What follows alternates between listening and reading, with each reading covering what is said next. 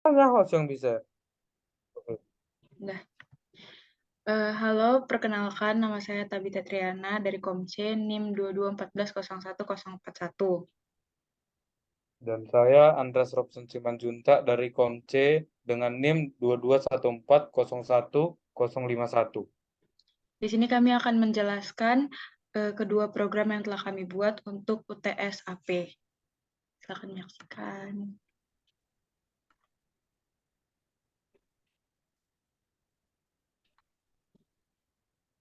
Udah kelihatan belum, Dre? Belum, Udah, belum, masih belum. masih kosong. Kosong ya? Oh, udah di sini. Udah. Udah, Udah. bentar ya. Mana tadi itunya? Oh, udah.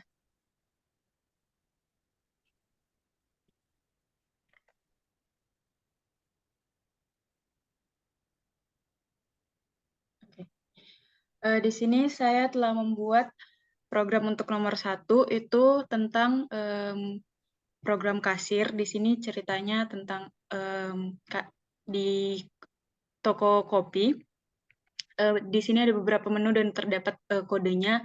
Ada untuk kode 001 ada latte, 002 matcha, 003 iced tea, 004 rice bowl, 005 nasgor. Di sini saya menggunakan beberapa variabel integer.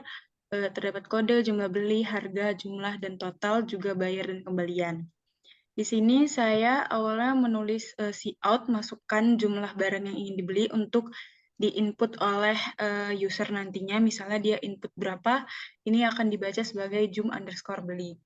Lalu saya di sini buat dengan perulangan for, supaya nanti dapat dimasukkan kode. Jadi kode ini mengikuti berapa kali kita tulis jumlah yang ingin dibeli. Lalu di sini saya menggunakan switch case. Pengkondisian. Pertama ada 5 case, yaitu ada misalnya nama itemnya latte, harganya dibuat 15.000. Di sini saya buat dia variabelnya harga 1, lalu ditanya lagi masukkan jumlah, sehingga nanti user menginputkan jumlah yang diinginkan, lalu dibaca sebagai jumlah 1, lalu total 1 sama dengan jumlah 1 kali harga, lalu cout total harga yaitu sejumlah dari total 1. Lalu break ke case 2 sama seperti di case 1, tapi mengikuti sesuai kode dan nama juga harga yang ada pada menu di atas. Berikut juga sampai case kelima. Lalu di sini terdapat beberapa rumus, yaitu rumus total. Jadi logikanya adalah misalnya kalau user tidak memilih case 5, maka total 5 akan 0. Jadi kalau misalnya user memilih total case 4, berarti total 4-nya misalnya 20.000. Jadi 20.000 tambah 0 itu adalah totalnya, misalnya begitu. Lalu muncul di sini cout total belanja Anda, akan dimunculkan total tadi yang sudah kita rumuskan. Lalu jumlah bayarnya berapa sesuai dengan total. Lalu di sini user diminta untuk menginputkan bayaran yang sesuai, lalu dibaca sebagai bayar. Dan di sini ada program pengkondisian lagi, yaitu jika bayarnya lebih sedikit dari total, maka akan muncul maaf uang Anda kurang. Maka dia harus mengulang kembali.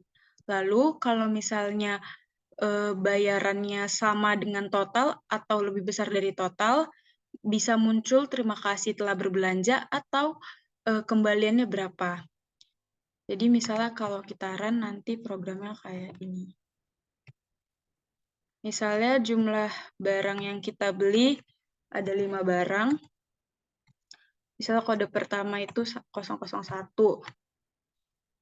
Itu muncul nama itemnya latte, kita masukkan jumlahnya 1, 002, 2,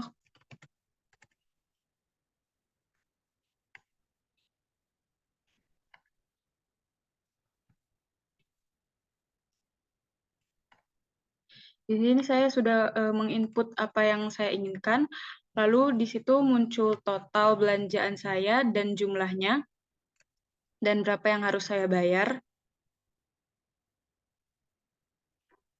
Misalnya saya bayar 100.000, uang yang saya bayar keluarkan 100.000, Lalu di sini muncul kembalian saya berapa dan muncul terima kasih setelah berbelanja. Berikut penjelasan saya dari program nomor 1. Selanjutnya akan dilanjutkan oleh Andre.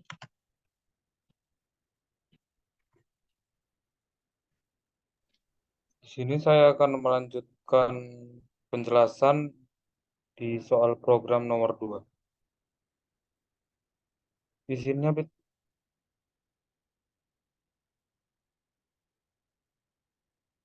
Udah bisa? Oke, udah.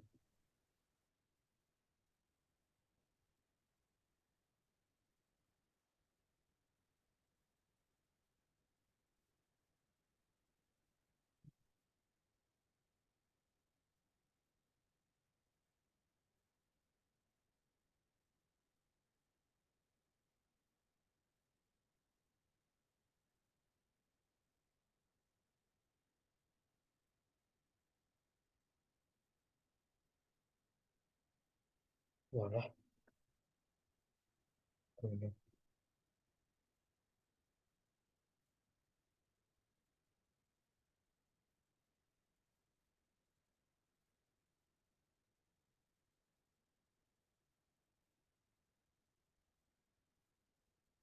Pause dulu, Bit. Bisa, Bit.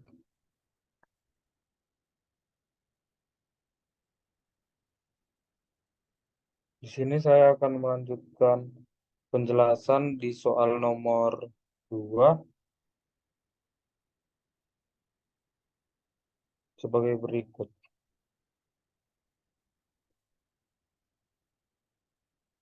Dimulai dari pertama, kita masukkan seperti biasa program C++ yaitu include IOStream using namespace std titik koma. Di sini saya akan memakai integer di variabel xijk. Kita memerlukan inputan. Cout masukkan inputan, in dibaca x, inputan itu dibaca x. Di soal kita disuruh untuk membuat batasnya di antara 2 lebih kecil dari 2, ya, tidak boleh lebih kecil dari 2 dan tidak boleh lebih besar dari 10. Jika diinputkan sesuai dengan angka tersebut, maka inputan akan tidak memenuhi batas. Jadi program akan mengeluarkan kata inputan tidak memenuhi batas.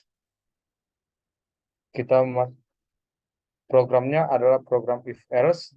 Yang pertama tadi sudah disebutkan, kalau selain daripada x lebih kecil dari 2 dan x lebih besar dari 10, kita akan membuat program yang sebagai berikut. Pertama, untuk segitiga yang pertama, kita mulai dari i-nya sama dengan 1, i-nya lebih kecil sama dengan x, dan i++. Artinya ini adalah segitiga yang biasa. Dengan x itu adalah barisnya. Dan kita munculkan dengan segitiga berpola x dia. Segitiga x akan membentuk sebuah pola segitiga. Yang kedua, untuk baris yang kedua, karena kita untuk memilikinya agak ke samping dia dan terbalik, kita akan membutuhkan 3 pola segitiga. Yang pertama, untuk yang pola pertama kita buat karena untuk hanya melangkahinya aja, maka kita akan langsung program saja biar lebih mengerti. Kita masukkan inputannya 5. Jadi di sini kita akan melihat ada ruang kosong yang pertama di sini dan yang kedua di atasnya segitiga dan yang ketiga di sini.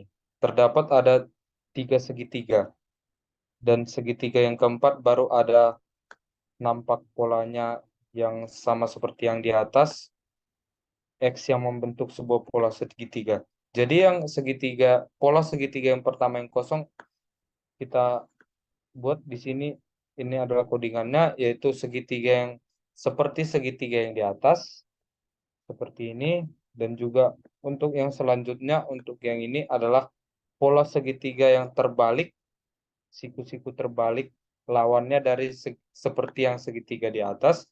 Dan yang untuk pola segitiga yang ketiga adalah kebalikannya dari yang di sini. Kebalikannya yang nampak yang di baris kedua ini, dan sama seperti segitiga yang di atas, kita lihat polanya itu sama yang untuk segitiga yang ketiga dan segitiga yang pertama yang di sini. Dan juga yang terakhir kita membutuhkan codingan yang nampak, jadi kita masukkan si outnya X agar X membentuk sebuah pola segitiga.